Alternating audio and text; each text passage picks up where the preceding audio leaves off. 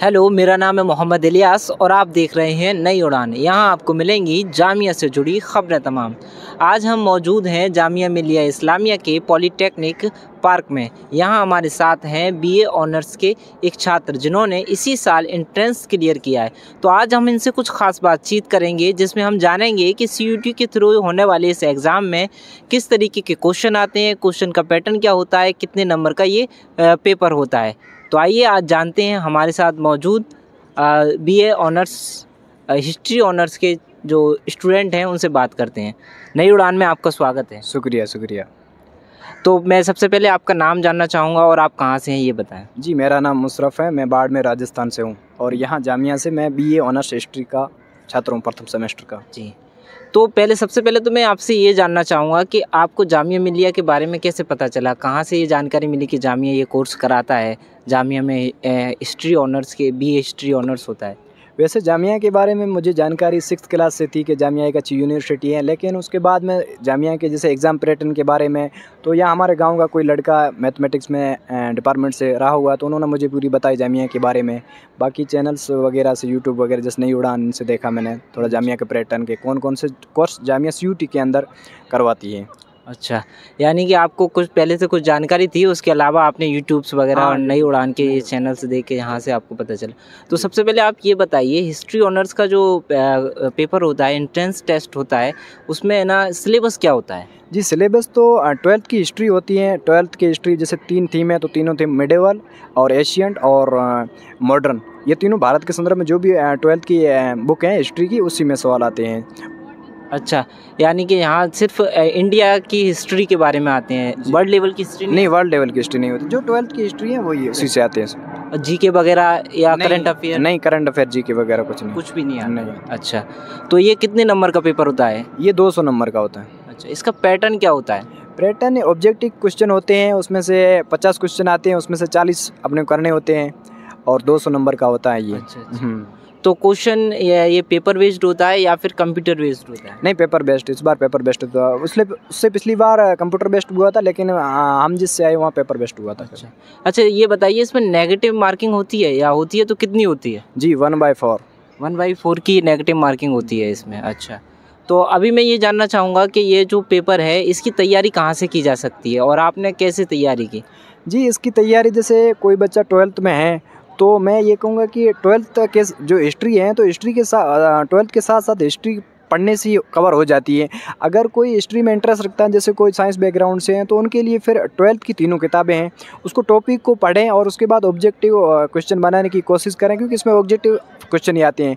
और 12th की history मुझे लगता है जिन बच्चों ने 12th की हिस्ट्री की लाइन टू लाइन पढ़ रखी है तो उससे बाहर नहीं आएगा। अच्छा, हाँ, तो यानी कि 12th की हिस्ट्री सबसे ज़्यादा इम्पोर्टेंट है, वो पढ़ सकते हैं।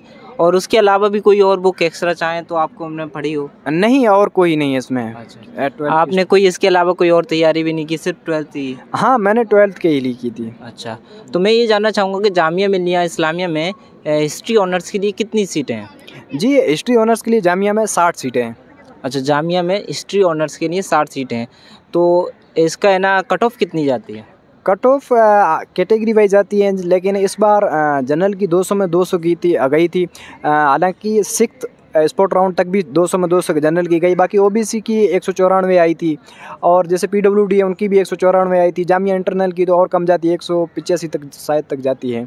और JNK को उनको भी रिजर्वेशन तो होता है, तो उनको भी कट ऑफ 190 तक जाती है। अच्छा, तो डिसेबिलिटी वगैरह के लिए इसमें सर्टिफिकेट वगैरह की जरूरत? हाँ जी, इसमें सर्टिफिकेट की जरूरत पड़ती है। जैसे स्टेट लेवल का डिसेबिलिटी जिनका सर्टिफिकेट वो साथ में लगा सकते हैं, क्योंकि हाँ, यानी कि डिसेबिलिटी के लिए भी रिजर्वेशन है? जी 4 सीटें हैं। 4 सीटें हैं जी। अच्छा, बहुत अच्छा। तो अब मैं ये जानना चाह रहा था कि अगर ना इस कोर्स में 60 सीटें हैं, अगर किसी 100 बच्चों के 200 नंबर आ गए, तो ये 60 सीटों में से कैसे आप किसको छांटेंगे कि किसको 60 सीट देनी है और कौन 40 लोग हैं जो इस कोर्स से बाहर हो जाएंगे? जी, इस बार तो जामिया में 200 में 200 नंबर कई बच्चों के आए थे जनरल में, तो वो 6th लिस्ट आने के बाद भी वो अभी भी वेटिंग में, क्योंकि यहाँ जामिया में 200 में 200 नंबर ज़्यादा लड़कों को आ गए, तो इन्होंने कहा कि हम डेट ऑफ बर्थ जिसकी बड़ी होगी उनको पहले प्रायोरिटी देंगे। अच्छा, हाँ। डेट ऑफ बर्थ के बेसिस के हिसाब से जिसकी ज़्यादा डेट ऑफ बर्थ यानी कि जिसकी उम्र ज़्यादा होगी उसको हम प्रीफर करेंगे और जिसकी उम्र कम होगी उसको हम छोड़ देंगे या वापस कर देंगे। अच्छा, तो ये इस कोर्स के बारे में ये होता है। तो आप ये बताइए कि यहाँ जामिया मिलिया इस्लामिया में आके आपको कैसा महसूस हो रहा है? जी, जामिया में आके बहुत अच्छा महसूस हुआ, क्योंकि यहाँ जामिया में तो बहुत मतलब पढ़ाई के अलावा बहुत कुछ सीखने को मिलता है, क्योंकि ये देश की कैपिटल हैं, तो यहाँ चाय की अगर पीने बैठते तो भी कुछ सीखने को मिलता है हमें, जैसे सीनियर्स वगैरह हैं तो उनसे जुड़े रहते हैं। तो यहाँ जैसे जाकिर हुसैन लाइब्रेरी है, इब्न सीना रीडिंग हॉल है, यहाँ जो आप गए हैं, आपका एक्सपीरियंस कैसा रहा है? जी, बहुत अच्छी है जाकिर हुसैन लाइब्रेरी। बहुत सारी इसमें किताबें हैं, जैसे कोई भी किसी भी ऑनर्स से, जैसे मैं ऑनर्स कर रहा हूँ तो बहुत हिस्ट्री के अंदर किताबें हैं, तो आप पढ़ने को मिलती है। बाकी लाइब्रेरी तो है, उसके साथ किताबें खूब सारे अवेलेबल होना, ये बहुत बड़ी बात है। हाँ, ये बहुत बढ़िया, यानी कि जिस टॉपिक पे आपको किताब चाहिए वो यहाँ से आप खोज के निकाल के पढ़ सकते हैं, आपको कहीं और जाने की ज़रूरत भी नहीं है। और यहाँ पर वाईफाई की भी सुविधा है क्या? हाँ, जामिया में वाईफाई के लिए रजिस्ट्रेशन करना पड़ता है पोर्टल पर, और उसके बाद वाईफाई भी फ्री हो जाती है। जैसे कोई भी बच्चा ऑनलाइन पढ़ रहा है या कंपटीशन तैयारी के साथ में, ग्रेजुएशन के साथ में या मास्टर्स के साथ में कर रहे हैं, तो वाईफाई भी इसमें सुविधा है, उससे अपना क्लासें वगैरह ले सकते हैं। अच्छा, तो मैं जानना चाह रहा था कि राजस्थान एक ऐसा इलाका है जहाँ शिक्षा का काफ़ी अच्छा महत्व है, लेकिन जब हम सेंट्रल यूनिवर्सिटी में आते हैं, जामिया में आके देखते हैं, तो यहाँ राजस्थान से आने वाले बच्चों की संख्या उतनी नहीं है जितनी बिहार और यूपी से आने वाले बच्चों की। तो आपकी नज़र में इसका क्या कारण हो सकता है? जी, असल में कारण ये है कि राजस्थान एक माने तो शिक्षा के क्षेत्र में उतना नहीं है, मतलब जितने बाकी वाले स्टेट हैं। लेकिन अगर कुछ करने की हो तो फिर मुझे लगता है कि एरियाज़ या स्टेट कोई मायने नहीं रखता है। और बाकी सुविधा आजकल हर जगह है, इंटरनेट के माध्यम से भी, और हर जगह मिलती रहती है जानकारी, तो ये इश्यू नहीं होना चाहिए। अच्छा, तो मैं अब आखिर में आपसे जानना चाहूँगा कि जो बच्चे इस कोर्स में आना चाहते हैं उनको किस तरीके से पढ़ाई करनी चाहिए, आप उनको क्या बताना चाहेंगे? जी, मैं तो उन्हें यही बताना चाहूँ, अगर 12th में आर्ट्स स्ट्रीम से कर रहे हैं तो अगर 12th में अगर हिस्ट्री किसी के हैं तो हिस्ट्री को ही अच्छी से पढ़ते जाएं आप, और 12th की एग्ज़ाम पहले आप निकालिए, और उसके बाद जैसे सीयूटी का तैयारी के लिए जाओगे तो उसमें जो क्वेश्चन होते हैं तो वो ऑब्जेक्टिव मार्क हो, तो जो भी चैप्टर पढ़ रहे हो उसमें आप खुद ऑब्जेक्टिव क्वेश्चन बनाने की कोशिश करो, ताकि मतलब उसी में से आते हैं ऑब्जेक्टिव। और बाकी जैसे ये हर टॉपिक से ऑनलाइन बेस्ट पर भी 50-60 क्वेश्चन अवेलेबल होते हैं, तो उसमें से आप तैयारी कर सकते हो। जी, यानी कि आपको है ना 12th लेवल की जो भी हिस्ट्री है उसको प्रॉपर तरीके से पढ़ोगे तो इंशाल्लाह आप यहाँ पे अच्छे से क्लियर कर सकते हैं एंट्रेंस टेस्ट को। तो बहुत बहुत शुक्रिया हमारे साथ जुड़ने के लिए। नई उड़ान में आपका बहुत बहुत शुक्रिया, धन्यवाद करता है।